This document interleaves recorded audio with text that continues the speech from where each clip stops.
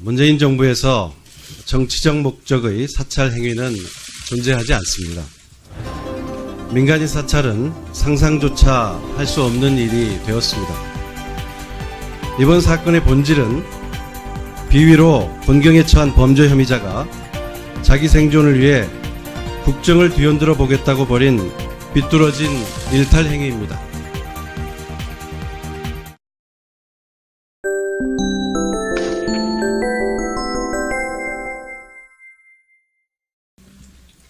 존경하는 홍영표 위원장님, 그리고 국회 운영위원회 위원님 여러분, 문재인 정부에서 정치적 목적의 사찰 행위는 존재하지 않습니다.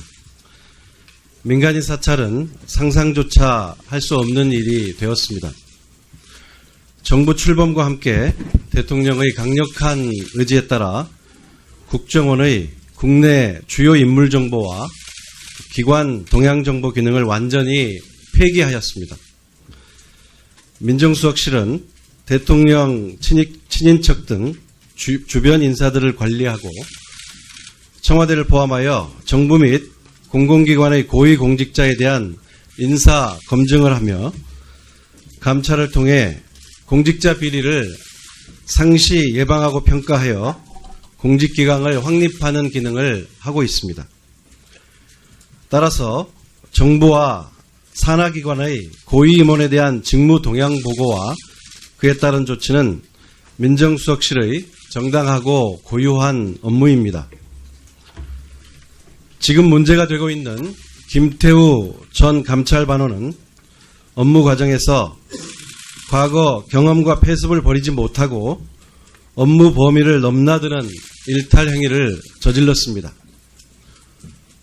민정수석실은 매 단계 시정명령을 하고 엄중 경고하고 근신조치를 취하는 등 바로잡고자 했습니다. 그러나 그의 일탈은 거기서 멈추지 않았고 급기야 자신의 스폰서로 알려진 건설업자가 비리 혐의로 수사를 받고 있는 경찰청 특수수사과를 찾아가서 마치 청와대의 관심 사건인 양 위장하여 사건에 개입하고자 했던 것입니다. 민정수석실은 즉시 그를 업무에서 배제했고 차제에 감찰반 전원을 돌려보내는 강력한 쇄신 조치를 취하게 된 것입니다.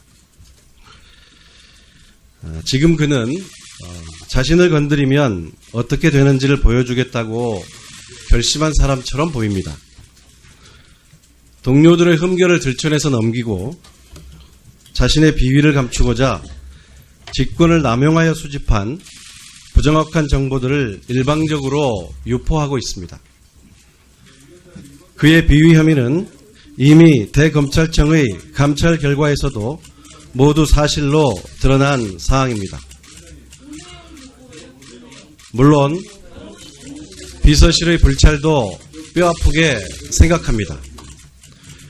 왜 그런 비위 혐의자를 애초에 걸러내지 못했는지, 왜 좀 더 일찍 돌려보내지는 못했는지, 또 왜 좀 더 엄하게 청와대의 공직기강을 세우지 못했는지 따가운 질책은 달게 받겠습니다.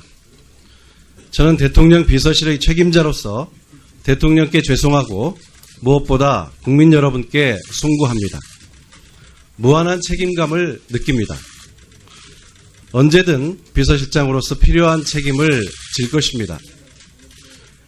그러나 민정수석실이 김태우 전 감찰반원에 대해 취한 조치들은 운영 지침과 원칙에 맞는 합당한 것이었습니다. 오히려 어물쩍 덮으려 했다면 그것이야말로 책임을 물어야 했을 것입니다.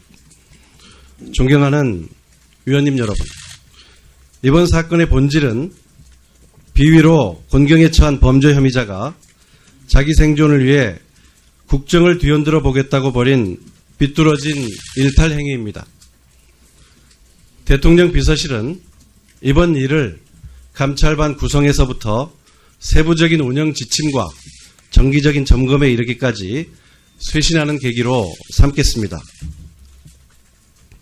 일부 언론이 범죄 혐의자가 일방적으로 생산, 편집, 유포하는 자료들을 객관적 검증 없이 보도하는 것은 스스로 부끄럽게 생각해야 할 일입니다. 정치권에서도 민간인 사찰이니 블랙리스트니 하는 무리한 표현으로 사건을 왜곡하거나 불안을 조장하기보다는 차분히 실체적 진실을 밝히는 데 마음을 모아주시기를 부탁드립니다. 오늘 여러 위원님들께서 주시는 질문에 성실하게 답변드리겠습니다. 감사합니다.